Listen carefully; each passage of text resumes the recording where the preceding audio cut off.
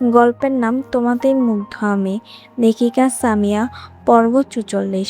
পরের দিন সকালে মেরিন খুব সুন্দর করে হিজাব পরে নিকাব পরে রেডি হলো, যাতে কোনোভাবেই রায়হান মেরিনকে চিনতে না পারে। ফুল রেডি হয়ে মেরিন নিচে নামলো। মেরিনকে দেখে হুমায়রা ইসলাম প্রশ্ন করে বলল, হুমায়রা ইসলাম, কী রে মা? মেরিন, আজ হঠাৎ এত নিকাব পরে যাচ্ছিস যে? কখনো তো এইভাবে নিকাব পরে যাসনি। মেরিন, এমনি ইচ্ছে করছে তাই পড়েছি। হুমায়রা ইসলাম, কিন্তু সালমা ইসলাম পাশ থেকে এসে বললেন, সালমা ইসলাম, আহা ভাবি, মেয়েটা একটু নিকাবে তো পড়েছে, তো কি এমন ক্ষতি হবে? তুমিও না। তারপর হুমায়রা ইসলাম আর কোনো প্রশ্ন করলেন না।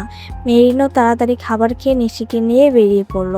যত তাড়াতাড়ি যেতে পারবে তত মেরিন রায়হানের কাছ থেকে বাঁচতে পারবে। একটা রিকশায় তাড়াতাড়ি উঠে রিকশার হুডটা উঠিয়ে দিল মেরিন, আর রিকশাওয়ালা মামাকে বলল একটু তাড়াতাড়ি যেতে। এই কথা শুনে নিশি বলল, নিশি আপু, তুমি এমন চোরের মতো আছো কেন? মেরিন, কই না তো, তুইও না বেশি বুঝোস। এরপর নিশি আর কিছু বলল না। নিশিকে নামিয়ে দিয়ে মেরিনও তাড়াতাড়ি চলে গেল কলেজে। কলেজের ভিতর ঢুকতে মেরিন একটা বড় নিঃশ্বাস ফেলে বলে, মেরিন, যাই হোক উনি দেখেনি। এরপর মেরিন ক্লাসে গিয়ে রিয়া আর লাবণ্যের সাথে বসে। তখনই পাশ থেকে রিয়া বলে উঠল, রিয়া, এই কে তুমি? আমাদের পাশে বসছো? তুমি কি নতুন নাকি? লাবণ্য, হ্যাঁ ঠিকই তো, তুমি কে? তারপর মেরিন অবাক হয়ে আর সাথে সাথে মুখ থেকে নিকাব খুলতেই রিয়া আর লাবণ্য অবাক হলো আর বলল, রিয়া, মেরিন তুই? লাবণ্য, মেরিন তুই? মেরিন, হ্যাঁ, এত অবাক হচ্ছিস কেন? রিয়া, আরে তোরে তো চেনাই যাচ্ছে না মেরিন। লাবণ্য, হ্যাঁ সত্যি চেনা যায় না। মেরিন, কি বলে এসছিস? সত্যি? রিয়া, হ্যাঁ। মেরিন, তোকে তো ভাইয়ে চিনতেই পারবে না। মেরিন, না চিনলেই তো ভালো। লাবণ্য, হ্যাঁ একদম ঠিক। তারপর অন্যদিকে রায়হানের চোখে একটুও ঘুম নেই। রায়হানের যেমন রাগ হচ্ছে ঠিক তেমনই অনেক কষ্টও পাচ্ছে। আর এটাও সে বুঝতে পারছে না যে তার মেহু কেন তার সাথে এমন করছে। রায়হান, আর যাই হোক, আজকে তো তোমায় আমায় বলতেই হবে কেন আমাকে এইভাবে ইগনোর করছো মেহু।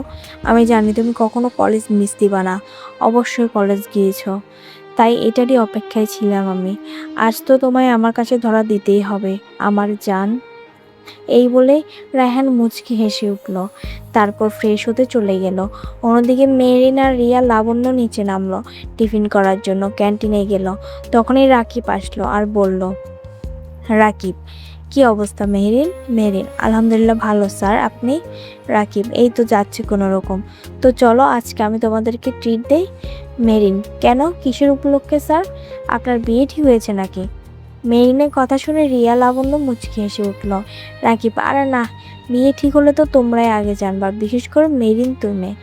এখন তোমাদের ট্রিট দেব, মেরিন প্রথম হয়েছে তাই আর কি।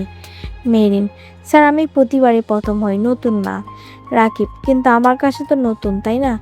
মেরিন, থাক, লাগবে না স্যার। রাকিব, আচ্ছা তাহলে কি আর করার। এই বলে রাকিব চলে গেল। রিয়া আর লাবণ্য মেরিনও টিফিন করে উপরে গিয়ে বাকি ক্লাসগুলো শেষ করে কলেজ শেষে আবারও নিকাব পরে বেরিয়ে পড়ল, যাতে রায়হান তাকে চিনতে না পারে। তারপর রিয়া লাবণ্যকে বিদায় দিয়ে মেরিনও চলে গেল বাসার উদ্দেশ্যে। কিছুটা যেতেই একটা কালো মার্সিডিজ গাড়ি এসে একটা দরজা খুলে মেরিনের এক হাত ধরে টান মেরে গাড়িতে উঠাতে মেরিন চিৎকার দিয়ে বলল, মেরিন, বাঁচাও বাঁচাও, ও মা গো।